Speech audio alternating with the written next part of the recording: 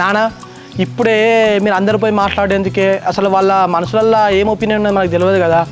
First అయితే నువ్వు పోయి అట్లా ఒక మాట వేసిరా, వాళ్ళు ఏమంటారో దాన్ని బట్టి అప్పుడు అందరం పోయి మాట్లాడదాం. అరే పెద్దవాడు నువ్వు అనేది కూడా కరెక్టేరా, అది మా చెల్లె, నేనే ఒక్కనే పోతా. ఇక నన్న కూడా నేను బాధపడా, ఏమన్నా అంటే వీళ్ళు బాధపడతారు, ఎందుకు వచ్చిన బాధ. ఓకే నాన్న, కానీ శివ ఏమన్నా కూడా పట్టించుకోకే, నువ్వు చెప్పేసి వచ్చేసాయి. శివాన్ గురించి మొదటి నుంచి ఉరికే కదా, గవాన్ మాటలు కూడా పట్టించుకుంటాడు. ఆ చెల్లితో మాట్లాడే చేత నాన్న నాకేమో తేడా కొడతా నాన్న, ఎందుకంటే ఆ శివ మన ఇంటికి వచ్చే మనతో ఇష్టం వచ్చినట్టు మాట్లాడేసిపోయాడు. అలాంటి ఇన్ని గొడవల తర్వాత మనం వాళ్ళ ఇంటికి సంబంధాలు ఆడడానికి పోతే ఇంకెంత పెద్ద గొడవ అవుతుందో.